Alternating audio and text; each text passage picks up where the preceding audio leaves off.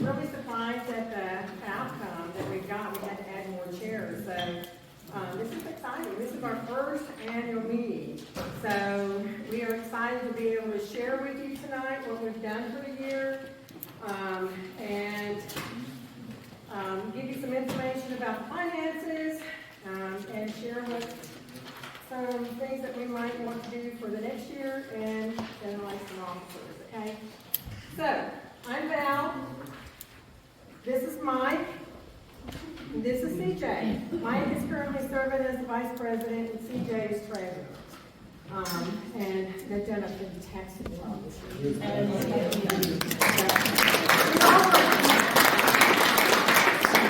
It's a team effort, trust me. I couldn't do it without them and without everybody here either, because you guys just make it all this work, okay? So I want to, you have a presentation that we worked together on, and we also have Michelle, who is currently our manager, property manager with Sixes. Then we have James, and he is with Sixes as well. And is now going on yet? I'll get in. Okay. All right, so most of you are familiar with James and Michelle because they were here from the beginning, okay? We also have Brian Stover, who is with our county commissioner. We wanted to invite Brian back, and Brian, you know this group. You know there's going to be questions, and so we are going to just very briefly allow Brian to speak about what's going on in our area, and then if you have some very short questions, we'll try to answer them before we move on to the next area, okay? Brian, you're next, our county commissioner. Yeah, hey, everybody, thank you for having me. But so I'll give you an update on the project. I said road, you probably ain't gonna like it because it's changed so much. I don't like it either. So the reason it stopped like it did, they had some engineering flaws. Like the sewer outfall was going to be about 10 foot out of the ground, and that ain't going to work. So they had to step back. Unfortunately, and been having negotiations with the pricing because it's been such a delay. And we actually approved about a month ago to increase to help pay for some of the delays and stuff like that, which was on the county's fault. I mean, I'm not an engineer. I don't know how they did that. It was to me a big mess up. But we'll wait. By Monday, we'll have the C.W. Matthews and Bartow doing negotiations. Supposed to have a report back to us this coming Monday. I had George, our DOT director, send me a little bit of information, which is most of that. But now it looks like instead of at one time like February of this year, it's been next month, it's going to be mid 2024 for complete. I know. I mean,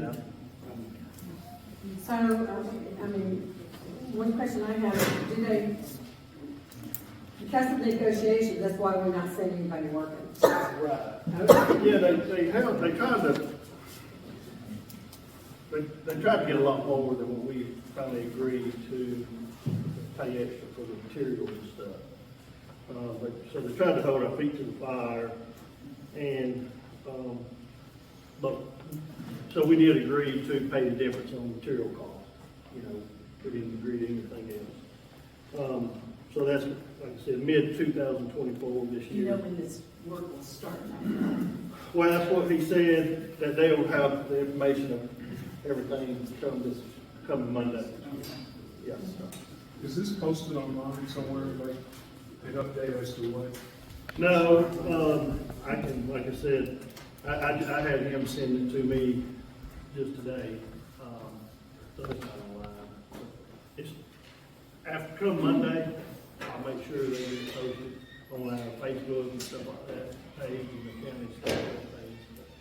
But it's it's just very disappointing. I mean, I'm in construction a lot. And, I mean, delays happen, but this is almost ridiculous. Is this in reference to the elevation differences down there? For the sewer, like that's the sewer outfall. They had it. So instead of just saying, you know, going out here and lowering it, where there's water lines, there's all kind of other stuff in the way too. So they had to go back to the drawing board. And actually, I don't know how they did it. Unfortunately, a lot of people don't go out there and hand topo anything anymore. They do it off of LiDAR or whatever that stuff's called. Doesn't work very well for me, but, so, you know, if anybody has any questions, you know, that wants to know anything with the widening project on Cedar Crest, I don't know if that. I think most of your questions are about the three Dallas-Acworth, and Fry, Mount Tabor. Yeah. There's some questions back there.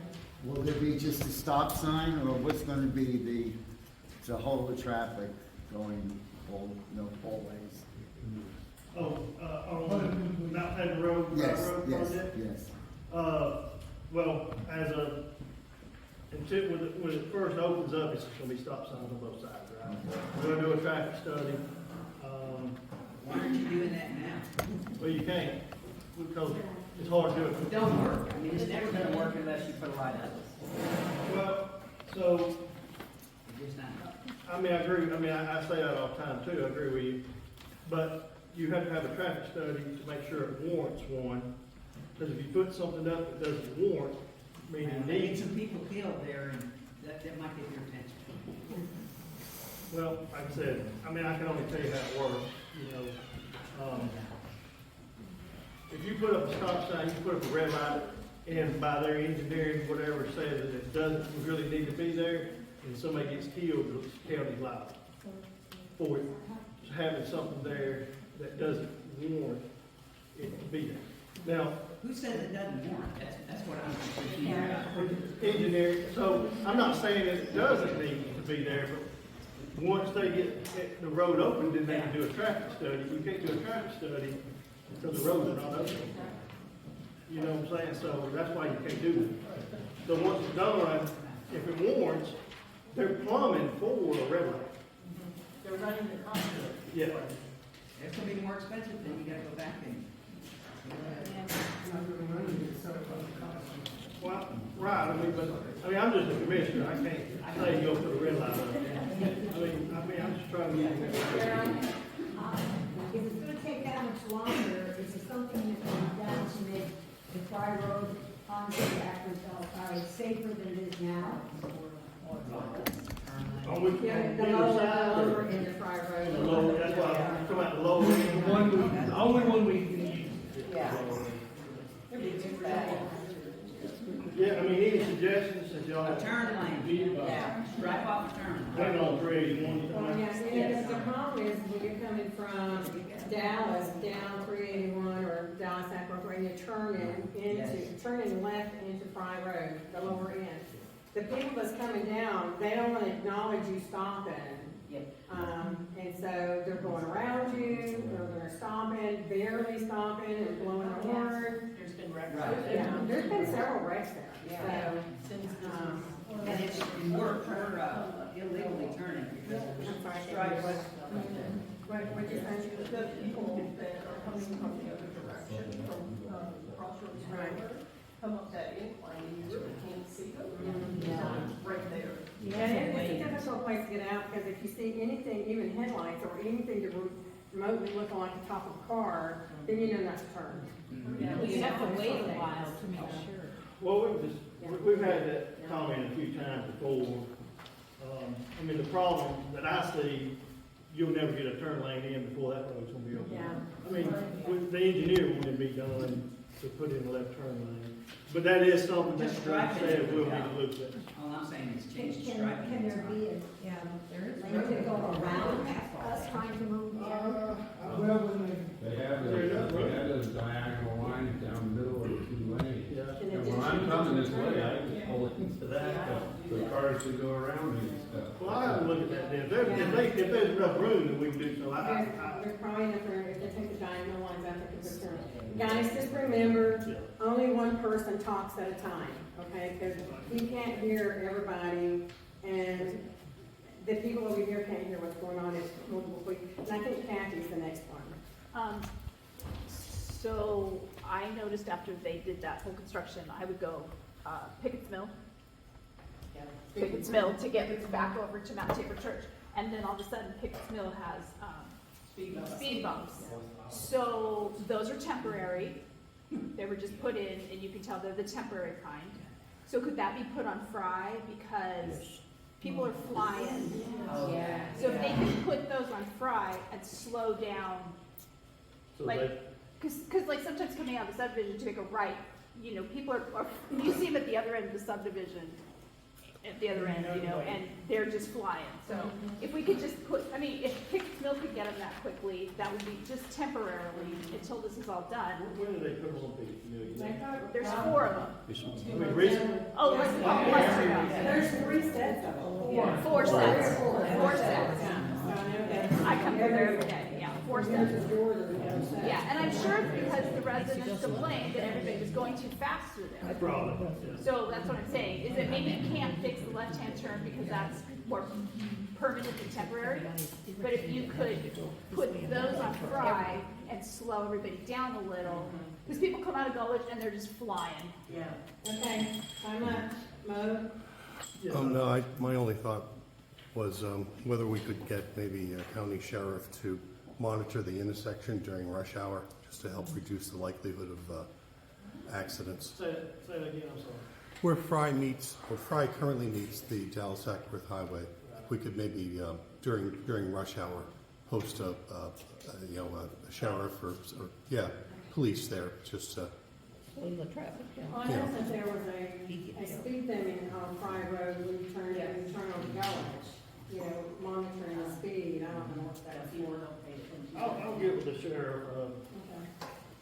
it's hard, I mean, I think we're about 50 short, so Yeah. I'll ask, I don't, just a thought.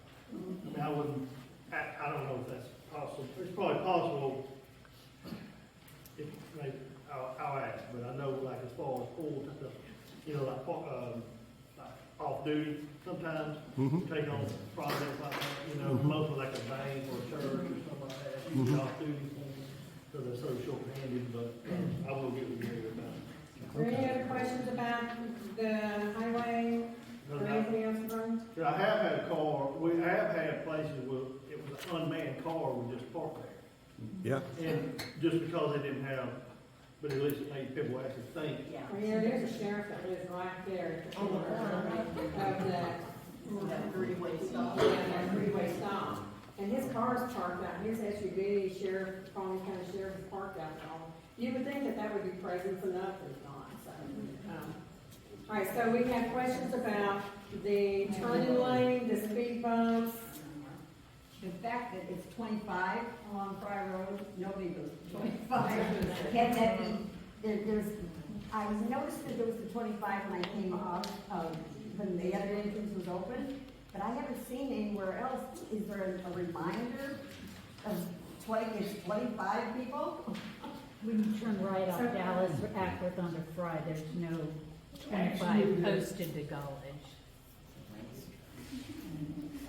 There, where we're coming at, it's a freeway, that's actually 4 roads. Yes, it And is. it's a 4-way, and people are not honoring that as a 4-way stop, probably in this room. Yeah.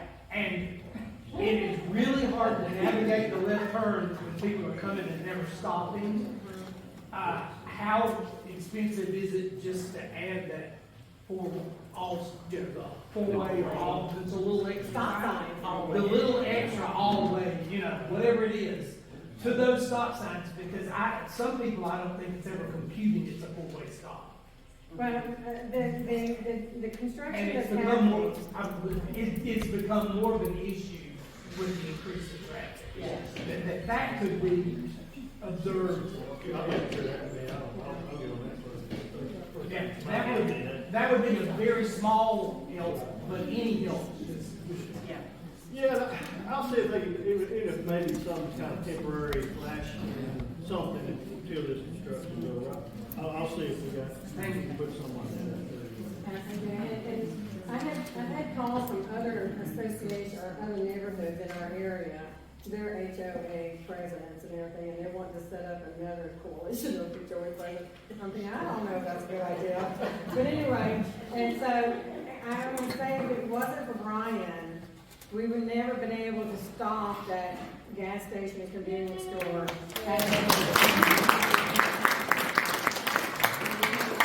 All the work, and him listening to us and coming and talking to us and hearing what we have to say is why that didn't go through. So I, for one, am very thankful for all that you do. So Well, thank you.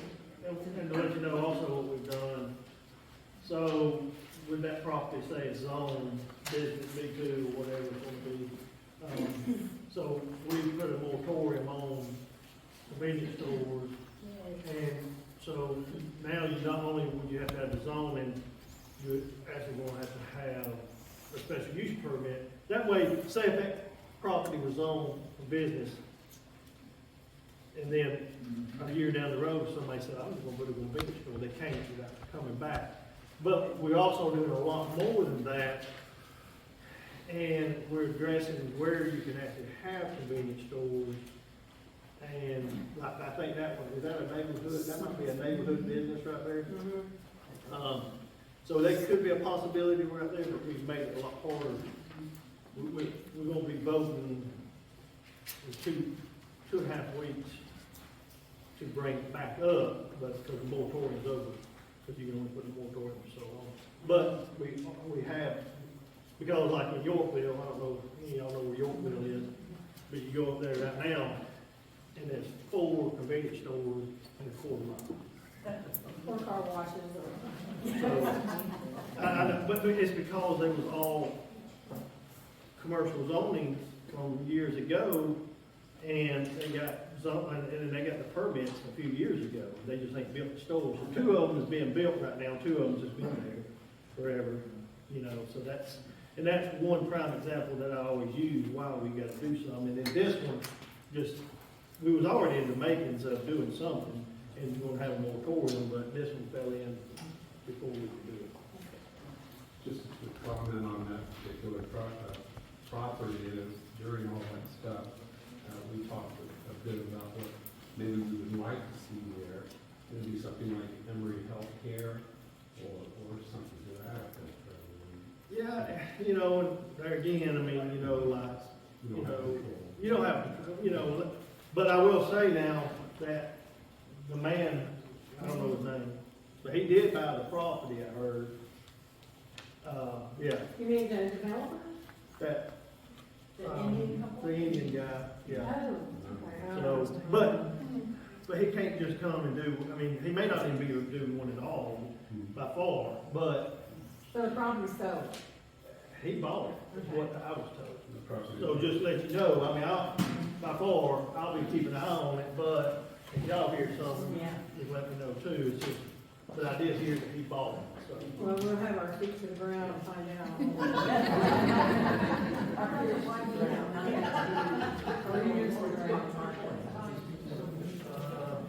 So 92 north, he sent me that. So, Oakburn Hickory to Pickett's Mill Place. Running from 2. Just said it was a 3-year, Project was let, 2022. Project had a notice to proceed September of 22. Ongoing work with clearing and following utility relocation and grading. Project is scheduled for completion date of May of 26. So that's 92. Your government dollars at work. Now, the one closest to y'all also is the Fry Road, Collins Drive, J.M. Wigley Road intersection improvement project. Staff is still working on the design project to align the intersection to standard geometrics. Work ongoing with a goal to complete engineering this year. That's the 3-way, 4-way. That's that 3-way kind of. Yeah, that's a weird, nobody thought that here.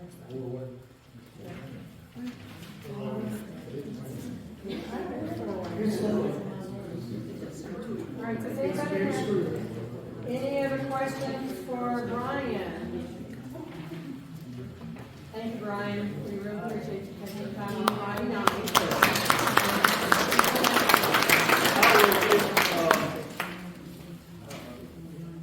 Oh, your number or your number? You probably have my number because it's my number and who was it that wrote Diane that wrote, we went up to Canton to look for that gas station that was supposed to be. You probably have one, you probably have my number. And I wrote the after. Oh, yeah, you did. So is either one of us. So, I got you just a Glynshyre, so 770-316, Are you? No, mine's 7198. 3256. Nope. I don't know that. Raise your hand if that's your number. Okay, well, Could that be Lane? Could that be Is it Lane? Lane? okay, that's Yeah, it. it's Yeah. probably Lane. Okay, that's right. Yeah. So I can call her and give her an update on this stuff first of the week. Yeah, I think her husband was taken to the hospital this afternoon, So, we'll get it, okay? Thank you so much, okay? Thank you.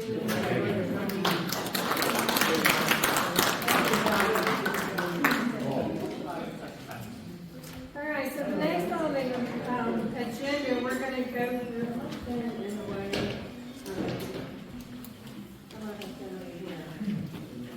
so next thing we're going to do is go through some of the committees that we formed. And so last year when we elected officers, we started from scratch. You all know that. We've never done this before. We had a lot to learn, and I'm telling you, a lot to learn. And I have to say, it wasn't, still believe this in favor, but I'm glad they're gone, but if it wasn't for the help of James and Michelle this year, I think, I don't know if I could have gotten through a lot, because we had to, like I said, we had to start from scratch. So, starting from scratch, of course, we had to find a new management company. And we created committees. We sent out a letter, and we said, if any of you are interested in serving on things, put your name on the list. Nobody was turned down, trust me. We used everybody. And so we had 2 people working on a management company who did the research, and the spreadsheet was like watching it was as long as this wall. And so they went through and they compared apples to apples and see which one would offer us some more. We were small, we were just learning, we were coming out from under a lot of financial burden from fixes that they didn't pay our bills, and so we're kind of catching up, and it was not pretty. So we ended up with the committees that we formed the management committee, the ACC and guidelines committee, which the ACC and guidelines committee is still kind of ongoing behind the scene, and Patty, and she had a team of people working with her to, and it was the HOA team to come up with guidelines. Everybody's been sent the guidelines. They're all updated. They look great, and we're real proud of them. Patty approves all the ACC requests that go in. If you have any adjustments you need to make to your property or house, Patty looks at it, makes sure it's within our guidelines, sends it to Mike, and then Mike approves, gets final approval on it. We had to find a new landscaping team. We had MTS Skates, and I don't know what else to say, is that it was not a good relationship. So we picked another one. And so we have Nature States has come to us with a recommendation of 6 of them. I don't care what landscaping company we get, there's going to be minor problems, okay? They're going to run over the edge of your garden. They're going to throw pine straw back out in the yard after they cut the grass, or you may have mulch around in your yard. They're going to cut around your island and maybe toss some mulch out. That is not on purpose. They may run into your fence and dent your fence. That is not intentional.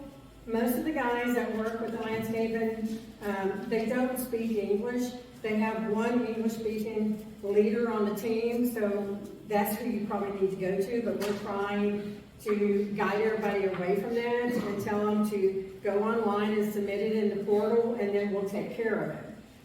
If you have pictures, you can submit, that'll be fine. If you can't do anything, you can give us a call. We'll call landscaping manager out for that site. He'll come and take pictures of it, but we'll get it taken care of, okay?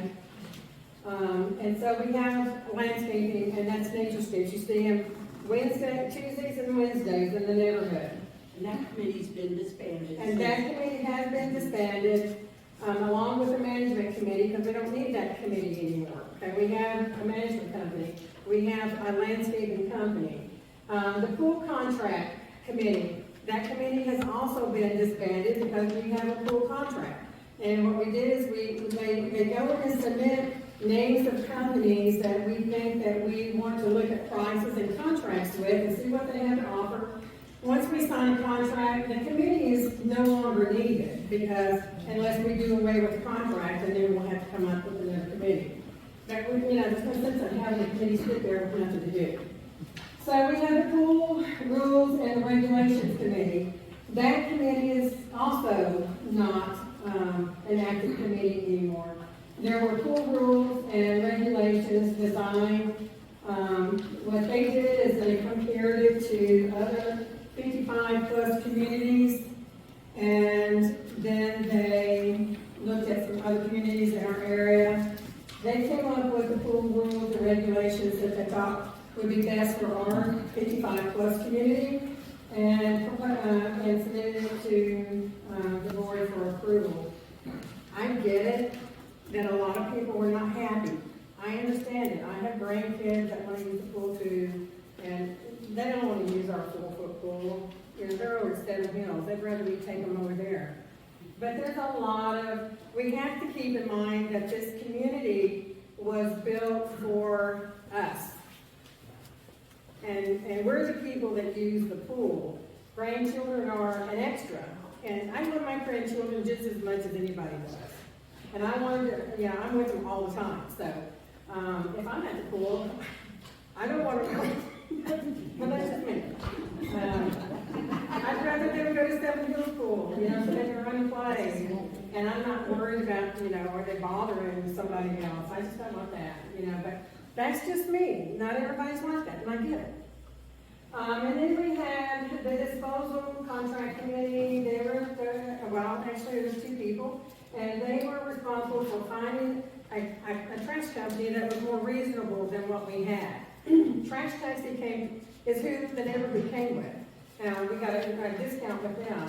Some people left and went with a different company, but we have a contract I say contract, it's not really anything signed.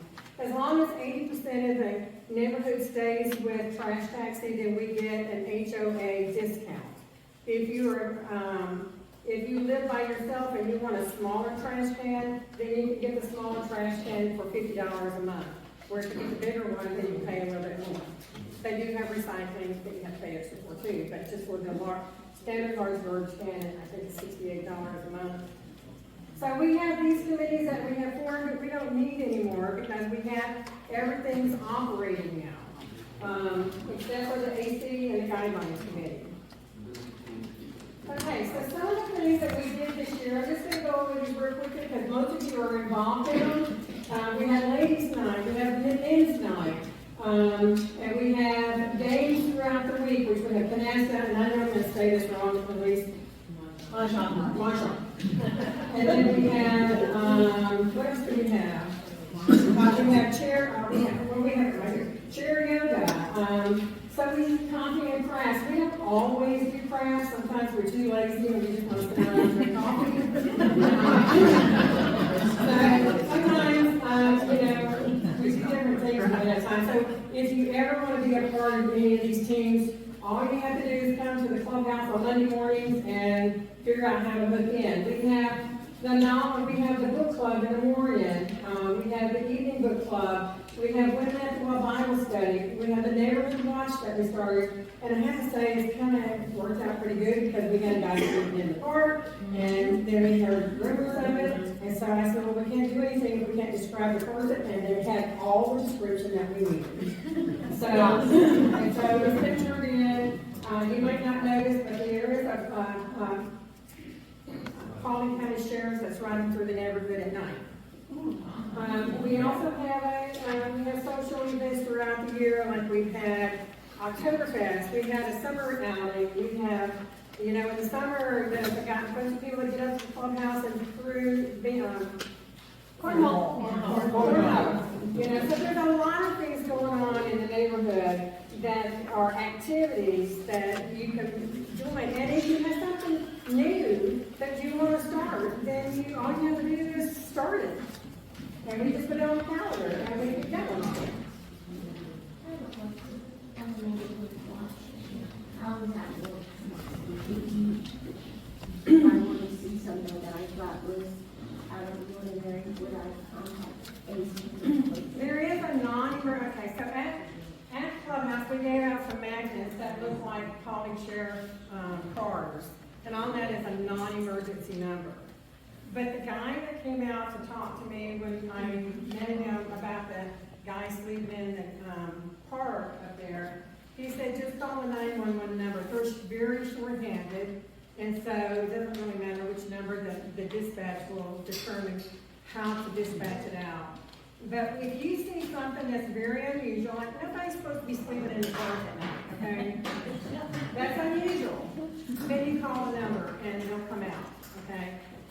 Try to have a description if you can. But if it's dark and you don't get a description sometimes.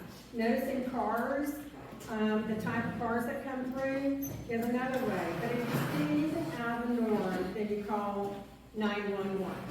That's the number to call. He said, don't even worry about the non-emergency number because it's so short-handed, they're just going to let the dispatch do everything.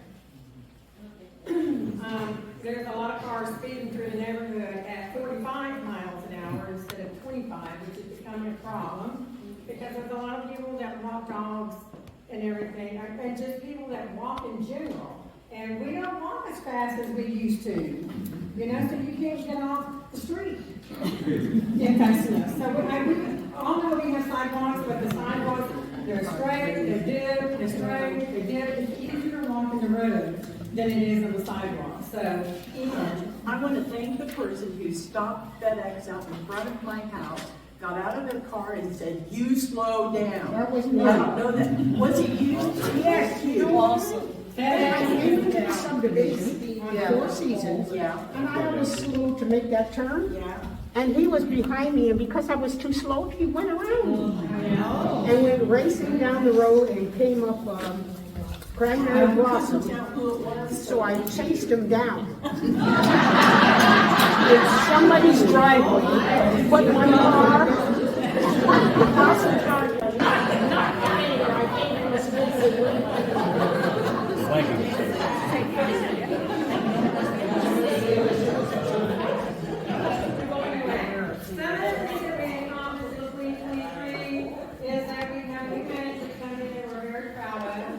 They're very easy to work with.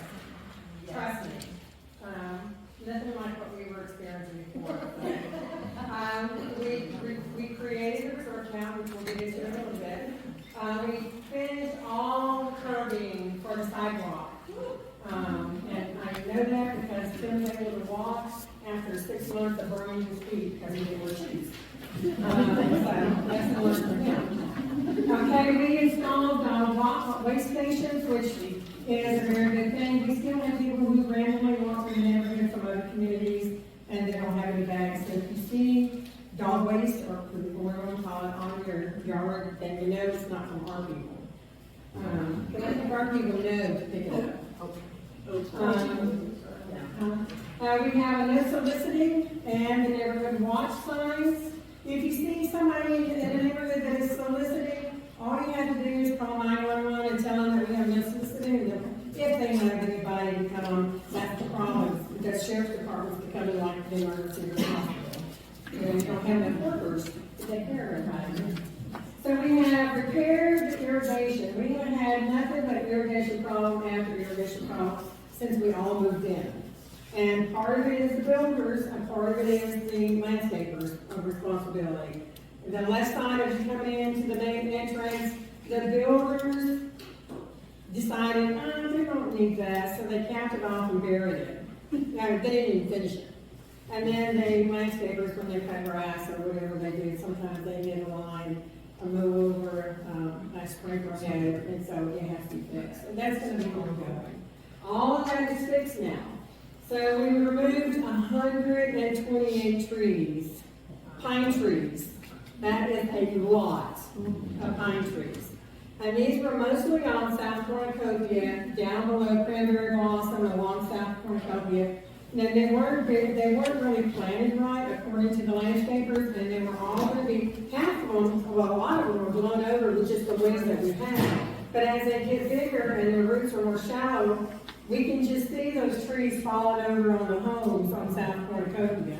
So we decided that it was best to remove the trees now while they were young, and we didn't have such a major project. But 128 trees is a lot of trees.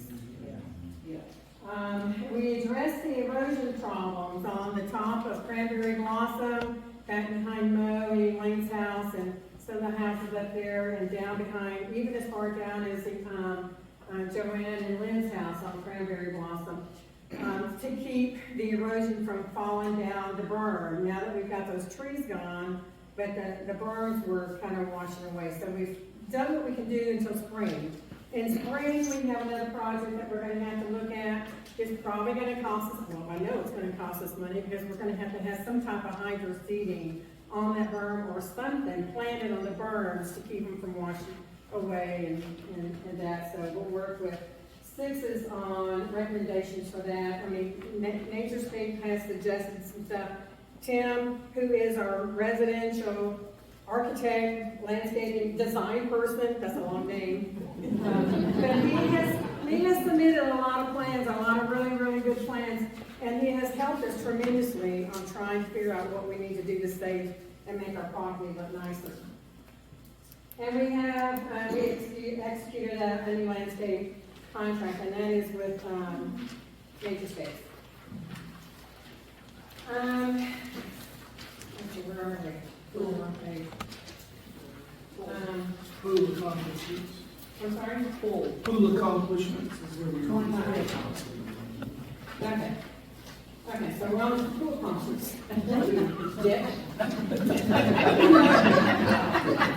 So, you're welcome. So on the pool, I have to say, and I'm going to be honest with you.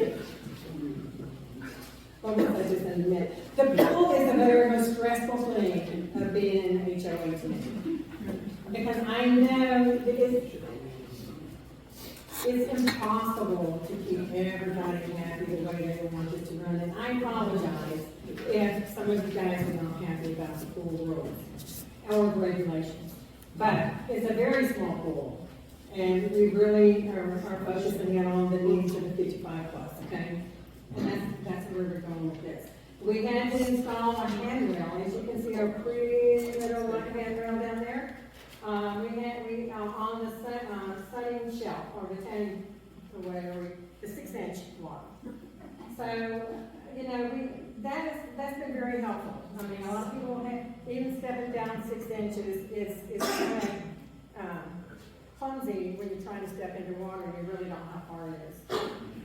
We repaired all the broken chair pool, the broken pool chairs, thanks to Tim and Pat. They heat gunned and fixed them all up.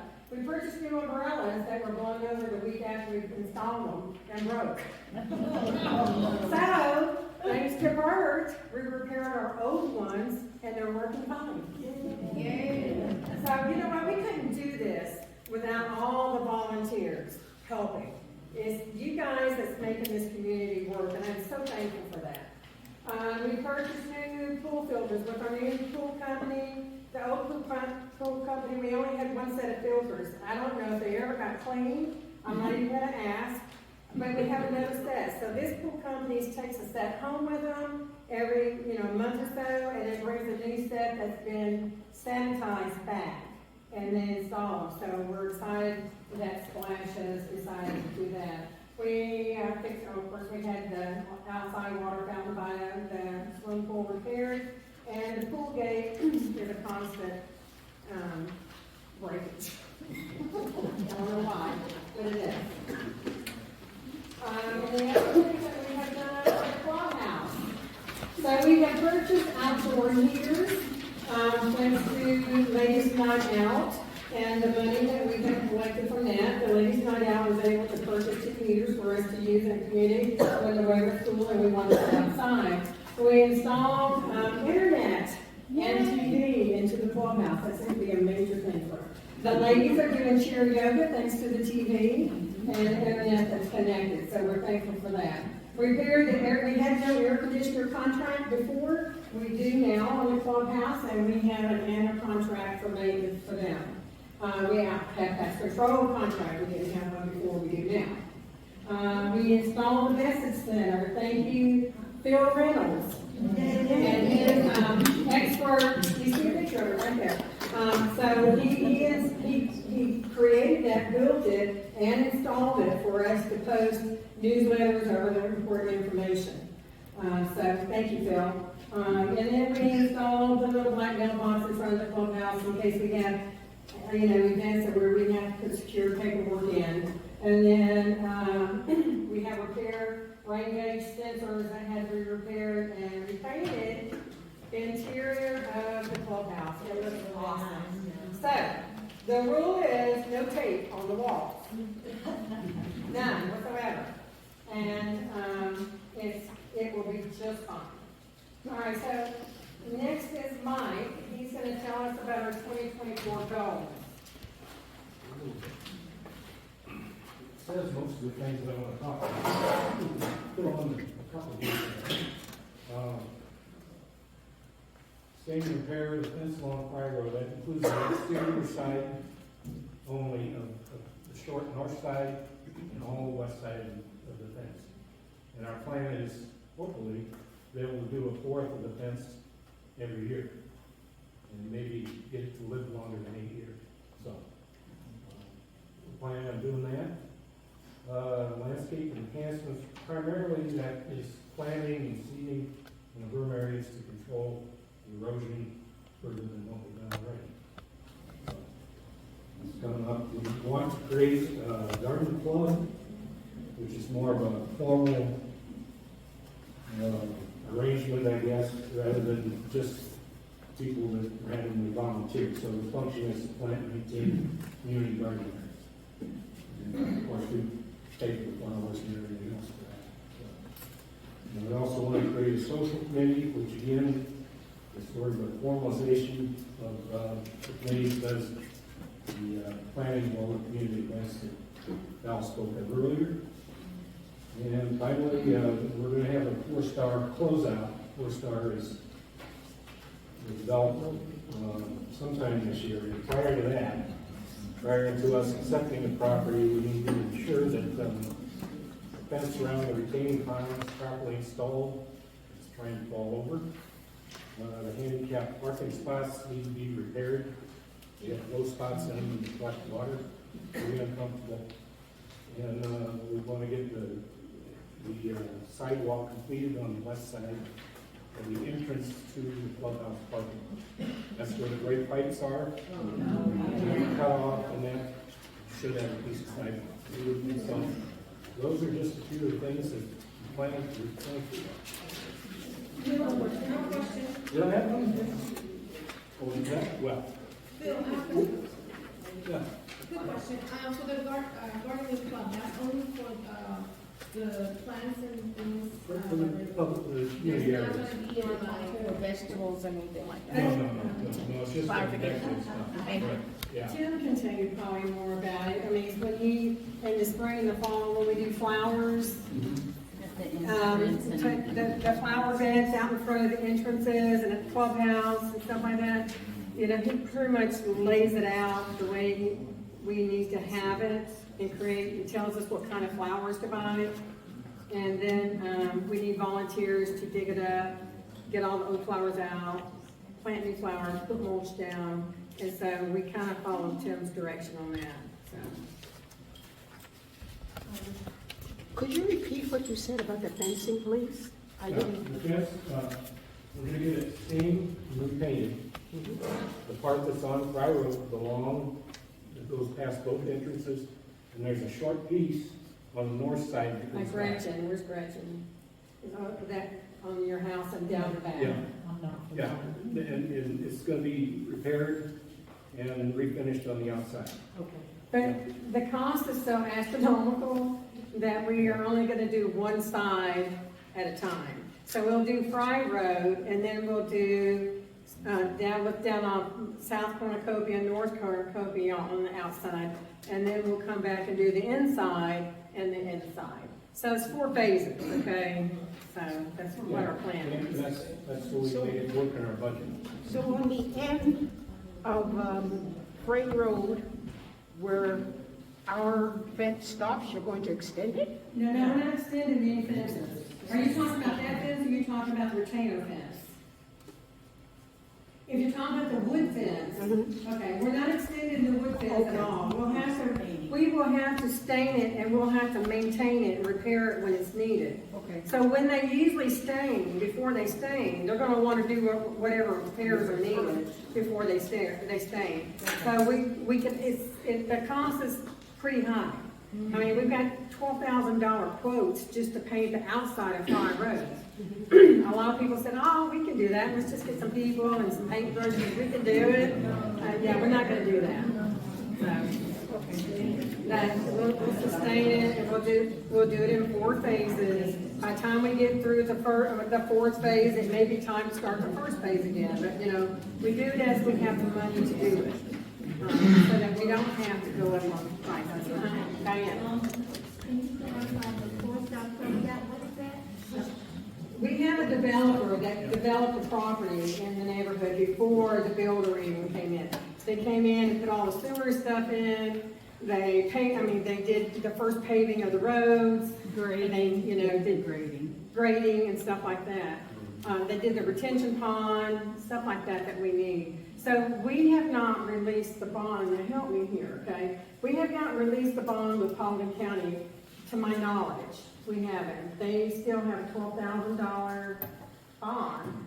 Paulding County does. Paulding You don't County really does. have control over that, No, but we yes, don't. that's right. But they normally will contact us or the management company and say, hey, we think we're done, we want out, and then we have to decide if we're ready to let them out. But we're trying to hold their feet to the fire because we have 2 handicap places in our, now this is not the builder and the county's not responsible for this.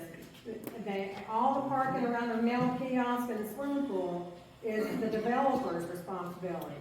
They did it. And so we're trying to hold their feet to the fire because our handicap spaces are this far underwater when it rains, and it doesn't do a handicapped person any good to step out if they're gonna have to step out in 12 inches of water. So we're trying to make them accountable for that. We also know that some of the men had gone down to the retention pond because the gate was sinking into the what? It washed away in the Okay, so, it washed away, fell off, okay. So we found out that Four-Star did not put the post into concrete around the retention pond. So we're trying to hold their feet to that. And what other thing was there? Yeah, the sidewalk. But we think the county, we found out the county's responsible for that. So there's 2 things. Sidewalk to nowhere and the pipes that are just sticking out forever. No, they're gonna saw them off. The county, yeah. The county called and said they're gonna take care of that. Patty? What about the fence line on Sure, South that'd Cornucopia? Okay, one person, I'm sorry, what? The fence line on South Cornucopia where it doesn't close, it's open. You mean it stops at a certain point and doesn't go all the way around? Okay, so that was a builder thing. That wasn't anything that we got to decide on. So unless this community wants to pay for a fence, then that's as far as it's gonna go, because that's what the builder did. We didn't get to have a decision on that. So it's either add on to it, which would be a community expense, or the people that own those properties can fence in their yards together, and it could be an individual. I don't know what the answer is, but that is something that we need to think about. But I just, as far as, I mean, I don't live in the houses, but you've got a lot of natural area back there, there's not stuff right behind you. It's probably prettier than a fence would be. And I don't know if they put a fence in it, it would be up tight to the house or over I there. think part of the problem is with them stopping the fence where they did, is that we have Fry Road right here, and there is some issues possibly with, especially when the convenience store was gonna be put up there, about people walking through, and that's the only way you can get through the neighborhood without having to come through an entrance. So, I think that, there's some concern for that, so. And that's probably not. There was one more thing that we're starting to talk about in 2024, and that's expanding the clubhouse, and how that might look, and what it might be, and what it might cost. Yeah. But, very preliminary. With everything we do, there's a cost. And so, that always has to be kept in mind, okay? Whatever we do, we have to pay for it, so. It's on top subject, but off. These things that are around there, aren't these noise abatement things? Couldn't we put those in the clubhouse for, to put them on there? Is that what those are? Oh, you mean the one that? Yeah. Well, they're all around here. Well, they absorb the sound, so it's not echoing. I'm sure we can look into this, I think there's something that's very reasonable. Or the ladies can make those.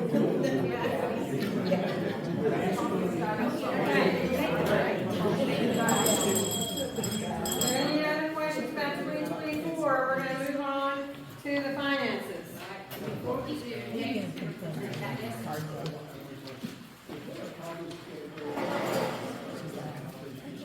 I'm sorry?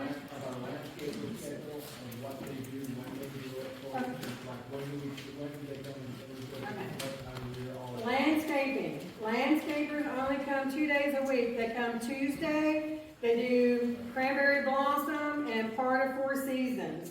And then Wednesday is the rest of Four Seasons North and South Cornucopia. Okay, one thing you guys need to remember though, out of all the HOA fees you pay, we pay $165 a month, okay? $80 of that $165 goes to landscaping.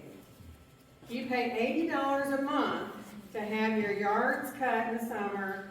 You have pine straw put out twice a year. They trim your shrubs, and they edge and they blow. That's what they do for that $80, okay? They have said if you have shrubs that died from last year and you need them pulled out, they will come and help you. They will come and remove those shrubs, but you have to plant something else in there, okay? If you have a dead tree, you can cut that tree down, but you have to plant something else. So, The question was specifically though to schedule, and they answered to help a little bit. They have a schedule of services, but they don't define exact dates. Now, we could probably do better about communicating if you were really interested, but they don't just come uniformly trim all the shrubs at one time, right? They do X amount of time, and so it makes it really difficult to answer your question, right? The only reason I brought that up is because we also, not all of us, but someone that likes the stuff in our shrubs, it's the fall of the year, and the fall of the year, it's time to be pruning. well, I think we learned that from last year, didn't we? So, I think the problem is, part of the problem is in the communication. Okay, and I feel like sometimes I over-communicate, but sometimes I don't. But the people who come, Naturescapes contracts out all the pest management, all the, the fertilizing and whatever they have to put out like that. They contract out the pine straw. So they give us a price. If we find a better price, we go with the price that we want to go with. But sometimes, their price was better. So we don't always know in advance when you're going to come and fertilize your yard. We try to tell them, let us know, because we know that you guys need to know because you have animals that you want to put up. So we're trying to communicate the best we can. But it's hard for a company to live. to understand.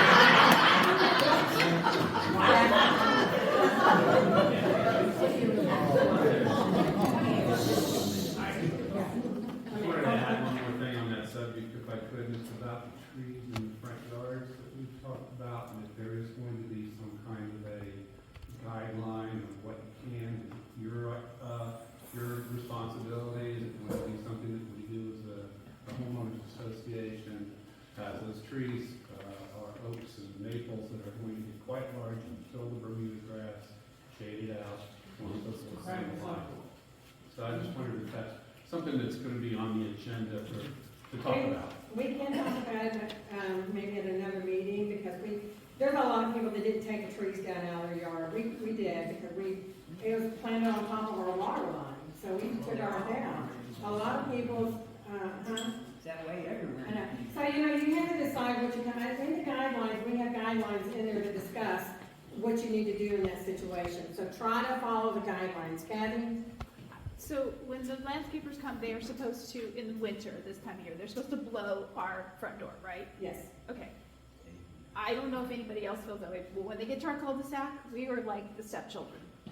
My house is like okay, thank you. Like, So you literally, need to let us know. I that. have. Okay. Like, they put the Okay, pine so straw if down in my If you backyard. don't get a response from sixes, then you need to let me know. Okay. Because I have their number and I'll call them directly. Okay, because yeah, they get down there and then they, like they did the first day and then All they get right, down there. so tomorrow they'll get a note from us saying, you need to pay more attention to North Cornucopia because we have complaints. Okay. Because he'll call me every once in a while, do you have any complaints? I don't know. Yeah, I sent it, and Nobody like, knows. they'll do it every 2 or 3 weeks. Yeah, but they're supposed to blow your property, you're supposed to blow your front door, your door area and your driveway Okay, I just wanted to make and sure the that I sidewalk. wasn't expecting something, Just okay. in the winter months. Yes. Okay. The last time I did it for the pine straw in the backyard, because they But put we it haven't- down and they didn't. But we haven't come back, did they fix it? No. All right, because that's another thing. But you gotta let me know, I don't know. Well, and like sometimes it's I just know. like, go out there. Dick, what were you gonna say? I was just a very quick testimonial of kind of what he was some of the trees. I have a little bit of knowledge of landscaping, and I knew immediately that tree had to go, how to make it. And the system that Val has set up this last year works phenomenally. Read the guidelines. I happened to get Lost Mountain Nursery to do a landscape design for me. I took a picture of it, submitted it. In 2 days, it was all approved. Yeah, I mean, From beginning to it's just end, fast. it's done. So that's something I encourage the rest of you to be proactive about changing those trees. Because they're gonna be problematic for you. We already have leaves falling, most of us don't wanna clean gutters out anymore. And I don't want my neighbors across the street to get leaves in my gutter. But you guys have to decide what you want for your yard. I can't tell you what you want, you have to decide. Please. Coming down from your front around that curve to your driveway, my wife finds it very hard to walk. I have to hold her. Is there are we allowed to put a fence on that curve? Like a You wrought mean iron on your fence? curve? On your curve? Yeah, there's a curve that comes around. When you come outside the door and you're going down. Oh, you mean on your driveway? On your driveway. I think that you have, okay, so what it is, some of the, when you come out the front entrance of some homes, there's a gradual dip. But for a handicapped person, that dip can be dangerous. So the question is, can you put a handrail right there? I mean, that's a community decision that I would say, yeah. I think it needs to be submitted to the ACC with a picture and they'll investigate, okay? Because you want to be uniform. It's probably good. Okay, so, wait a minute. So the question is that if you do it that way and it's approved by the ACC people, Right. and it's approved by Mike, then that's the guideline, since that'll be the first one. That's the guideline we all have to follow. The problem is that we need to keep the front of our homes as uniform as we can. We're trying to keep the property values up. Homes in our neighborhood seem to be selling pretty quickly, and we want it to stay like that. So we've got to be able to work together as a community to make sure that that happens, and that's our goal. All right, if there's no other questions, then we'll let James before James delivers the financial, I wanted to say Happy New Year, and I'm glad we're doing 2024. And I just wanted to say thank you to you all. I know when you go through transitions of any kind, it can be unnerving and hiccups and all that, but the board has been fantastic to work through these, and you guys have been wonderful, the homeowners that I've gotten to work with through situations, to be very kind and respectful. And I really appreciate that. I've enjoyed working with you guys here at Glynshyre. So good luck to the 2024 year. I'm rooting for it. Thank you. James is going to go over the financials now. The most exciting part of the night, so I'll try not to bore you guys. I'll go quickly. I know we're already past 7 o'clock, but I will answer any questions. I want you guys to take the time to come. I think it's important to be transparent. It's available on an ongoing basis, so hopefully it's not a surprise. But you can put back one, the balance sheet, just quickly. You probably don't want to lay awake at night thinking about the balance sheet. But this is what we have in the bank for the association. This is as of 11/30. We have $43,628 in total cash. We did not inherit a breakout between the operating reserve account at year end. We will flush all the excess cash into the reserve account. We'll be talking to the board about what we're doing with excess funds, depending on what we're going to be spending money on from a project standpoint. We certainly don't want to go do CDs if we're going to spend $20,000 on fence work and then have to tax out penalties. Accounts receivable for residents, that's what's owed to the association. For a community your size, you only have $1,000 owed. That's really just timing of payments. You don't really have any collections issues, which is a great thing. And then you have money in the bank, so accounts payable, those are just checks that haven't cleared. There's not a lot here, which is good. That's what you want. You have some money in the bank. You don't have a lot of money that's owed to you, and that's where we are. You have balancing accounts with reduced accrual accounting. You do have retained earnings and net income, which is current year, but everything balances for support. On the next slide, this is the income of the association. It's not a complicated business. What you guys pay monthly is the vast majority of the income for the association. You pay $165 a month. That is $205,920 a year. We're right on budget. There was a little variance with Silverleaf. They were using cash accounting. So we inherited the first 3 months from them, and that's why you see a little variance, the $189,612 versus the budget of $188,760. With our accrual, there will never be a variance. Everybody gets billed every month. It shows up as income. It doesn't mean we collected it, but it all gets billed out. If we don't, it's a accounts receivable on the balance sheet. Capital contribution fees. Every time a unit sells, they pay $850 currently. The board has the discretion to change that fee, but it's $850 right now. We collected 2 of those through November. Estoppel letters. That's the state of Georgia says we can charge $10 per home sale to provide a statement of account. We do it not because it generates any money, but it makes it really easy for you guys to see how many homes sold and for the board. So when you see the $20, it's certainly not impactful, but you can easily go, hey, we sold 2 houses so far this year. And that's the reason it's there. And then other miscellaneous, we have a few other categories. You have clubhouse rental income, you have some late fees, interest income, for late balances, and then key cards. Again, not a lot of money, $1,248. You can see Silverleaf, we inherited their budget. They were zeros in those lines. They're hard to know exactly what we're going to generate there, so that's pretty common. As you go into next year, you can see we actually did budget capital contribution fees, estoppel letters, but no other miscellaneous income. Year to date, we're $2,500 ahead of budget, beyond over budget income. We're going to end up, it looks this year, over budget, and then it's going to next year, $207,640, with no real change. Expenses is what people really care more about. The top line in this slide is what we just went through from an income standpoint.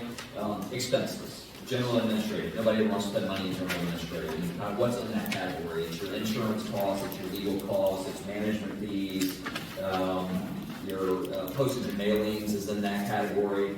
We're $2,400 under budget year to date, and that is all management fees. Your board was very diligent. They worked very hard to reduce the management fee cost from Silverleaf to us. They've done that in every category, and you're going to hear that in every category. They save money with the pool contract, they save money with the landscape contract. Across the board, these guys have worked incredibly hard to reduce the cost of the association. Val mentioned, I think she said that we hadn't paid the bills. It was Silverleaf. You guys kind of inherited, we inherited a mess. The board inherited a mess. We had to spend a few months getting it all cleaned up, but they've done a great job reducing costs, and as we get to the bottom, you're gonna see the impact of that. But really, in general administrative, we're gonna come in well under budget for the year. Most of that's in management fees, actually all of it is, because we actually spent a little more money in legal than was budgeted. Clubhouse, Silverleaf had no budget for the clubhouse. Whatever the rationale was, maybe they added other places, but obviously it costs money to run your clubhouse, repair and maintenance, utilities, janitorial supplies. So we spent $8,600 in the clubhouse. In the common areas, we're $3,000 under budget. Some of that is the interplay between how we do things with that clubhouse category versus common area, where the electricity bill is well under in the common area versus budget. It's over in the clubhouse because there wasn't a budget there, so that's the variance, $3,000. Landscaping is under budget by $24,000 year to date. Contract service is all of that savings. They've actually spent more money in pine straw and mulch. We also had a water credit from a leak, I'm assuming, that we inherited, so that saves some money, but they worked hard, and I know we had a little bit of a hurdle. Every time you change a landscape company in a new community, they got a learning curve, and I know the first month or two was difficult, but you saved a lot of money with that shift to NatureScape. I know there's always going to be problems, but I do feel like you're on a pretty good track with them. They're doing a pretty good job, particularly what we're paying. In the pool, we're under budget by $6,000 year to date, which is great. We're coming well under budget. That's janitorial. The board, again, cut costs there in the janitorial line versus what was budgeted, and also in the change in contract service, we saved money. And then lastly, social communications, we spent a little extra money in the social category. Certainly not a lot, $568. As we get to the bottom line, total expenses of $162 versus budget $189. We're $26,000, almost $27,000 under budget. A lot of moving pieces, a lot of things that are a little over, a little under, but that's a huge net savings for you guys, which is great. As you look at the end of the budget 2023 versus 2024, we inherited the Silverleaf budget at $205. For next year, we have a budget of $152,000. That's a $50,000 reduction in your operating budget. That's huge, right? So all those categories that we talked about now. We'll see where that is. There may be additional repair and maintenance. You may want to spend more money in landscaping as you get some of these savings, those are adjustments that we'll make. But the primary goal is that bottom right number of $55,000. All of this cost savings lets you put money in your reserve account, which is going to be necessary. You own a clubhouse, which will need a new roof. You have a pool that will have to be resurfaced. You have to buy pool furniture. You have a lot of fencing that's going to have to be repaired, maintained, replaced. You have detention ponds that require work. Landscaping will have to be replaced in the entrances. We've got to get more money in the reserve, right? We're going to close out this year with about $40,000. That is nowhere near where we need to be. It's not a panic. It's not any, they didn't feel the need to raise assessments over it, because we're going to be able to get a lot more money in next year. And that's really the next step. Now that we have everything kind of under control from an operating standpoint, we need to focus on those long-term costs and build to them, because you don't want to get special assessments or big fee increases because we're not saving that money. So this is, your board gets 99% of the credit for this work. We tried to help where we could, but these guys worked really hard, and then you can see the positive results of that. I'm going to turn it back over on the breakdown of spending unless you want to go through this, Michelle. Okay, there you go, great, see you. So in all this discovery from moving from Silverleaf over to Sixes, I was confused for a long time because I couldn't really figure out what was going on. So as of September, we think we finally got all the bills, has to be bills from Silverleaf paid. And then I broke down the categories, so monthly, annually, and then on the next slide are the unexpected expenses. So what happens is every month I get a financial statement from Sixes, and I created a little spreadsheet. So it's kind of my checks and balances, that what they say on the spreadsheet, I plug it in, and if I see any holes, I'll say, well, where's that bill? Which I think only happened once, and they didn't send the bill, so we couldn't pay it. So it's really helped me understand what we're paying for and when we're paying for it. So like on the breakdown of the monthly expenses, we're spending about $9,000 to $11,000 per month. And there's that variance because some bills may not come in to Sixes in time for it to hit the financial statement. So that means next month we have to pay extra for the previous month. on a biannually or annual.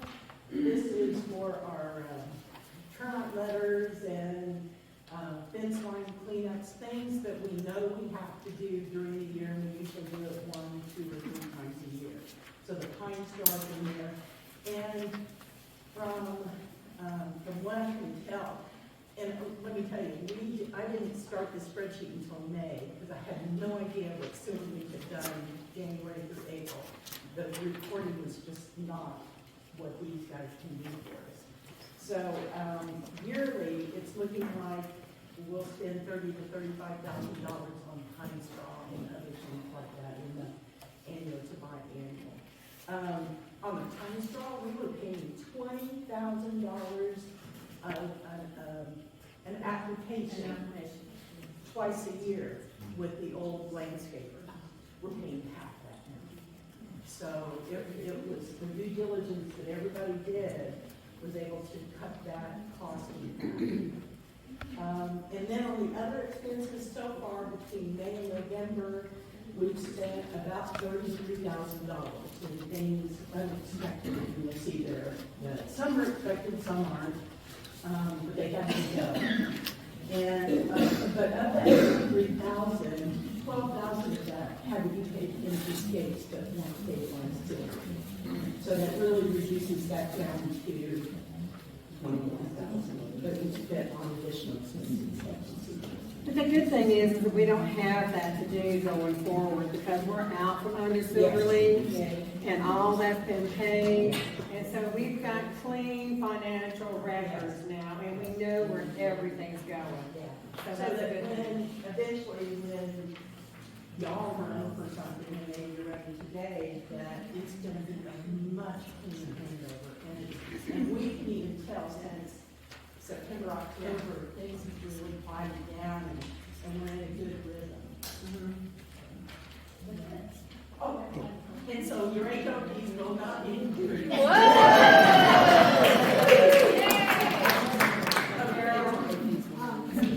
Termite warranty renewal is that? Every year you have to get it. That's for the clubhouse. Oh, for the clubhouse, if they were paying our own. Yeah, no, on the the clubhouse. Yeah, the clubhouse, okay, gotcha. Ma'am. The AT&T is down there twice, internet at Clubhouse, and then it says Clubhouse Internet. So, Well, that's probably my midnight error. Best at 11 o'clock at night. Okay. Yeah, so sorry. Any other questions? All right. Okay. So, our next step is, well, I think that you said we send out the election, the ballots, right? So- Okay. Yeah, so on the election, I mean, the nomination would be the first thing. If they're, right now, CJ and Mike are willing to stand for the election for their seats, is anybody else here tonight interested in running? Because we didn't have any names submitted, and if not, then it'll make the election kind of a non-event. We won't need to do any work. But is anybody interested in serving on the board?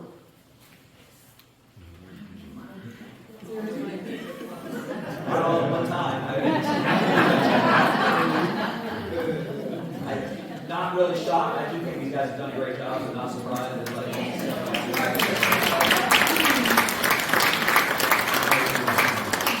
to explain, because it was a little confusing, when you guys started, you elected 2 seats for 2-year terms and 1 seat for a 1-year term. Yes.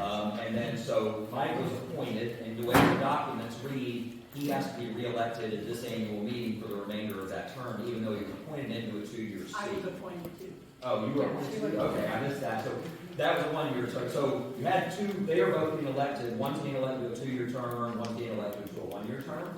And then you'll have 2 seats up again next year. It's just a little confusing. It'll all be in the minutes and be done correctly. But since there are no other nominations, just by verbal acclamation, everybody in favor of electing Mike and CJ, please say aye. Aye. Any opposed?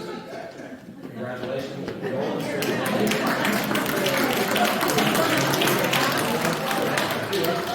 Okay, well, that was easy.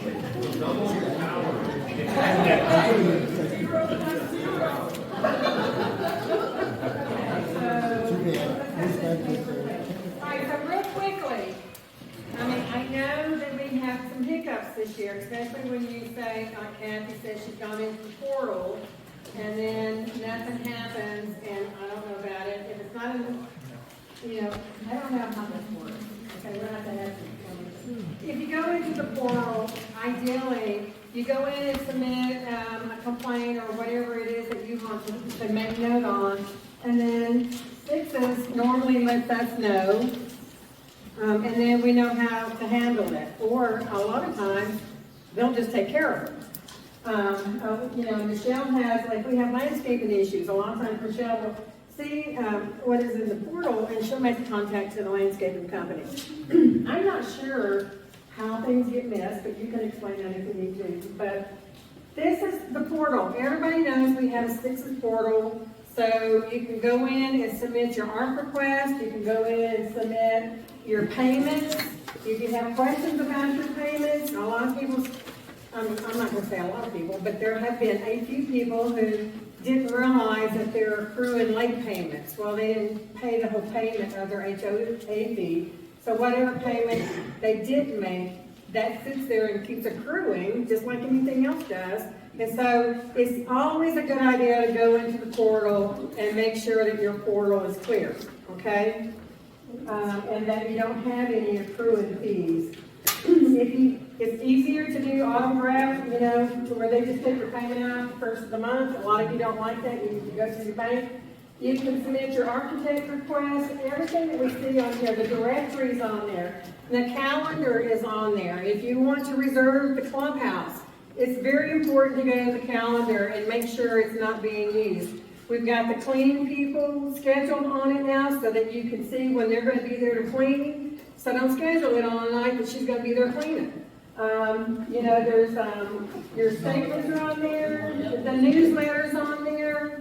The minutes, the HOA, the monthly minutes that we have every month is on there. The photos and stuff like that. And this is to say also, we meet once a month. It's the third Friday of every month, right? And it's at 10:30. So you can come and join these meetings. It's not a private meeting. But then when we get into, what section is when we get into the accounts, the executive session, then we have to close it, and it's just for the board members and the management team. But you're welcome to come and sit and listen and look, or whatever you want to do. But so we're there if you need us. Sixes inherited all the addresses and phone numbers and email addresses, and they ported them into the Sixes portal. They use that portal to send out emails. So if your email changes, you need to go into the portal and change it there, because Belle and I work off of just the homeowners list, so we know we're current. But I have a feeling that the portal's not current because people aren't going in to change email addresses or phone numbers. So if you could do that, just double check it. I've been in the sun and there's like 4, 5, 6 email addresses, and we just don't think that's right. So if you could go in and clean up your own, that would be helpful. Okay, with that being said, there is cookies and water over here. Okay, go ahead, I'm sorry. I just want to make sure, because I know with the other company, because I have RMED coming on my account, and then they would stop it at the beginning of the year, and I didn't know. But they did that at Silverleaf, because we were all caught in that. Yeah. And we, yeah. So we don't do ACH. If you use our portal, it's actually e-check, so you're initiating it, right? And once you set it up, it's going to push out until you change it or stop it. We don't ever pull money out of people's accounts. Yeah, so you will not have that issue with us. The negative with us is if your fees do change, we have to get everybody to go in and update the amount. Yeah. Well, we're okay for a year. Yes. I would, and I'm sure others would agree, we deeply appreciate the work that you guys do. Thank you. Which is obviously very professional. And we know it's a lot of work and time that you guys put in. And those efforts don't go unnoticed. We appreciate that. You know, we look at it as everybody working together. We're one community, and we all want to enjoy our neighbors and our friends. We want to have fun. Most of us, this is the last home we're gonna own, we hope. You know, none of us are interested in moving again, and we want to help each other. And so that's what we're aiming for. We want to be very transparent, and I feel like we have. So if there is something that you don't feel like we're being real transparent about, please let us know, because we want to be that way. Sonia, did you have something? All right, if there's no other questions, then we'll adjourn. Introduce Ashley too. Oh, yes, yes. Oh, yes, yes. So unfortunately, one thing, Michelle, where I appreciate everything she has done, she's had an opportunity to go back into the real estate world. She's actually a real estate broker. So she is leaving us. She's helping transition, but we have Ashley O'Neill, who was checking everybody in, who's going to be your new company manager. Ashley's not new at this, so you're getting from 18 to 18. You're not getting, the new manager that's just learning the business. But we're excited to have Ashley here. There will be Michelle will be leaving in a week or two. That was it. And then if there are any questions, open forum, raise your hand, let us know. We're happy to answer anything we can help with.